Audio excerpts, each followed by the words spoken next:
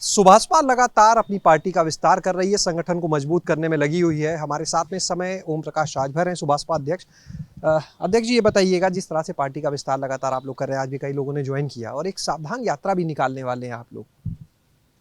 देखिए, आज आपके सामने उमेश यादव जी एडवोकेट के नेतृत्व में 50 लोगों ने, जिसमें प्रमोद सिंह यादव 3 बार से प्रधान हैं, निसार खां प्रधान हैं, अनीस खां प्रधान हैं, राहिल खां बीडीसी, अनुरोध यादव पूर्व प्रधान, Vimal Sakya BDC, Dinesh Sankhwar BDC, Naresh Katheria BDC, Mohammad Rais, Shibu, Akeel, Asif, Kamran, Rehan, Fizakat Ali, Shankar Lal Trivedi, Avjeet, Shiv Kumar, Guddu Pahalwan, सभासद सर्वेश यादव, विजय सिंह, सुमित यादव, उमेश सिंह, अरुण सिंह, शहबाज अली सहित अभी कुछ लोग आ रहे हैं।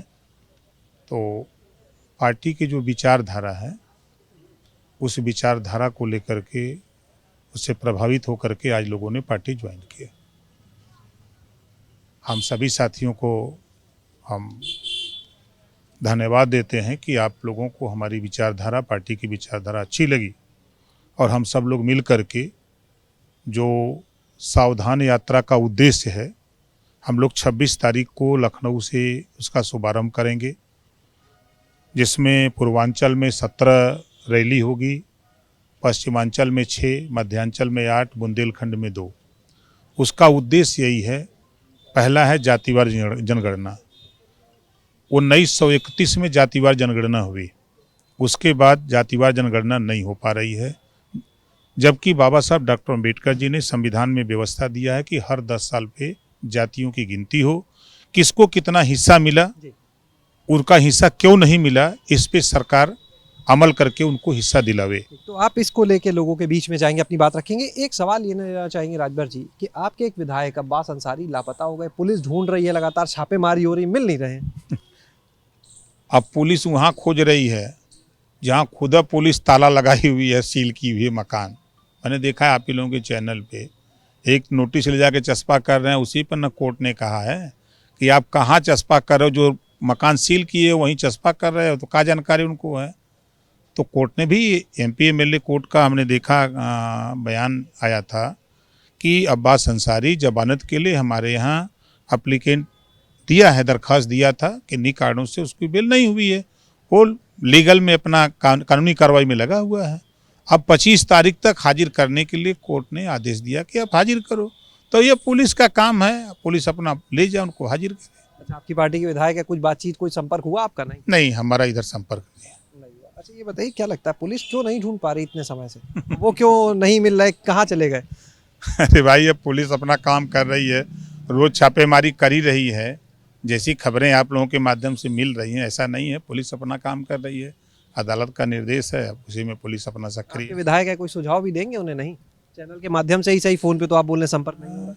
नहीं, देखिए, अब अगर न्यायालय ने आदेश दिया है तो न्यायालय के आदेश का पालन होना चाहिए, और न्यायालय से बड़ा कोई चीज़ नहीं है। तो हम तो यही कहेंगे कि न्यायालय में हाजिर होकर के अपनी जमानत करा लें।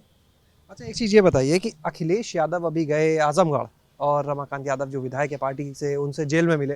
दो चीज़ें हैं, एक तो आजमगढ़ चले गए, चुनाव के समय गए नहीं, आप लगातार सवाल उठा रहे थे, और दूसरा अब चर्चा है कि आजम खान से मिलने तो गए नहीं जेल में, लेकिन अब रमाकांत यादव से मिलने चले गए।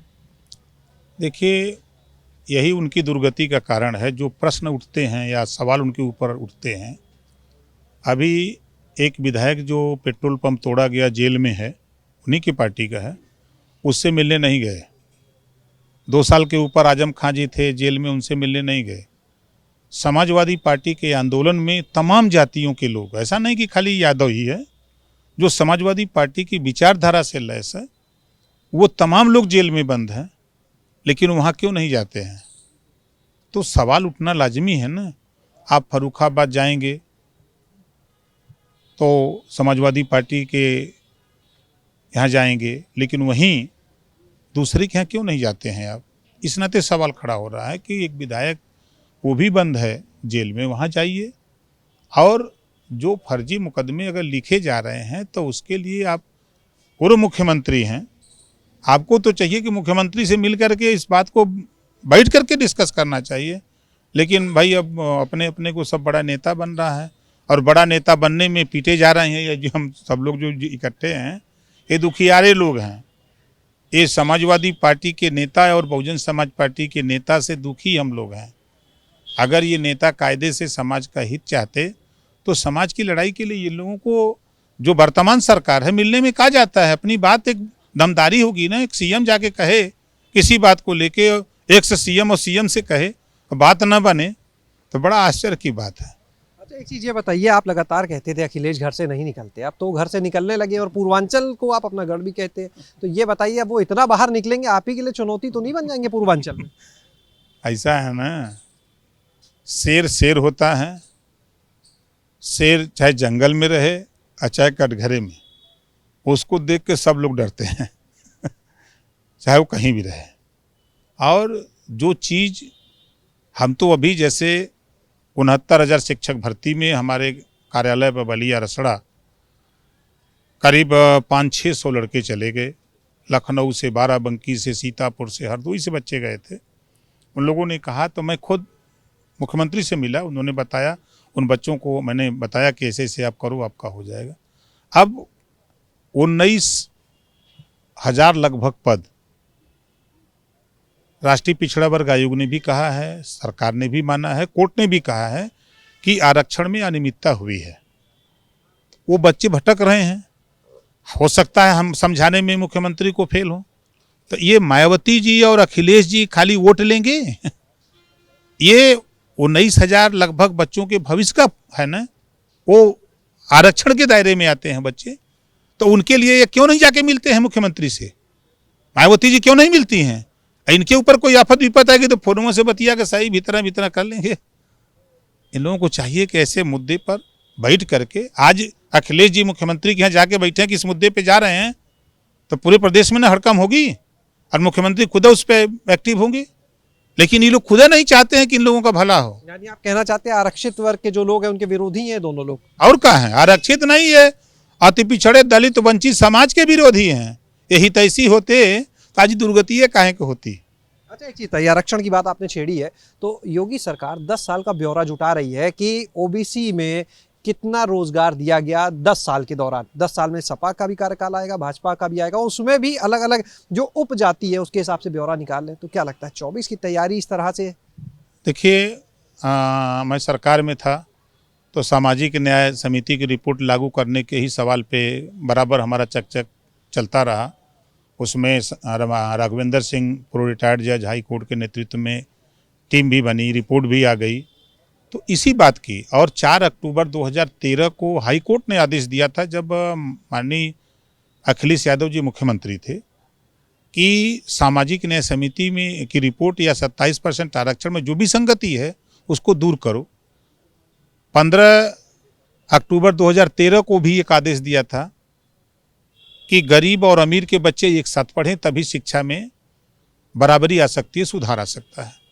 लेकिन कोर्ट के भी आदेश को सरकार में रहते हैं तो मनबे नहीं करते हैं, और सरकार से बाहर आ जाते हैं तब याद आता है। योगी सरकार के इस कदम को कैसे देखते हैं, जो ब्यौरा निकाल रहे हैं 10 साल का कि ओबीसी में कितनी नौकरी दी, उपजातिवार कितनी किसको मिली, चाहे वो आप लोग बात करते हैं कि सैनी की, कुशवाहा की, अब तो अलग अलग निकालेंगे, तो किस तरह देखते हैं आप लोग? ये कदम का हम स्वागत करते हैं, क्योंकि हमारी लड़ाई ही सामाजिक न्याय की है।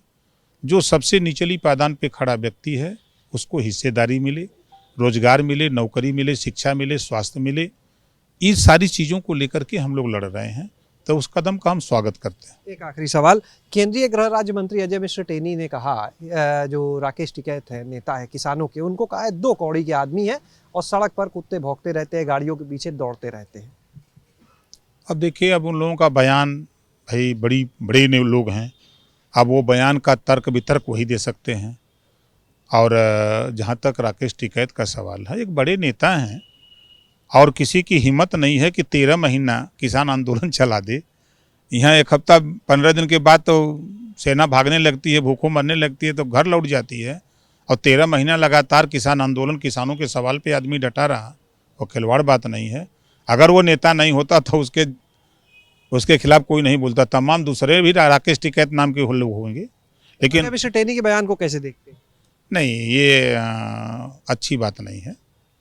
अगर उन्हीं को राकेश टिकैत दी, उन्हीं उन्हीं की भाषा में अगर बोल दें तब उनको कैसा लगेगा? अच्छी भाषा नहीं है।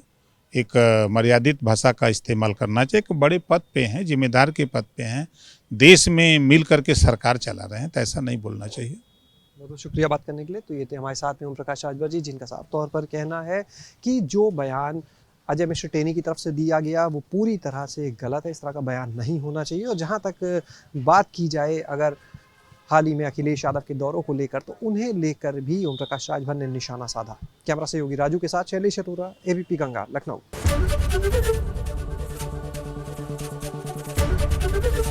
एबीपी गंगा, खबर आपकी, जुबान आपकी।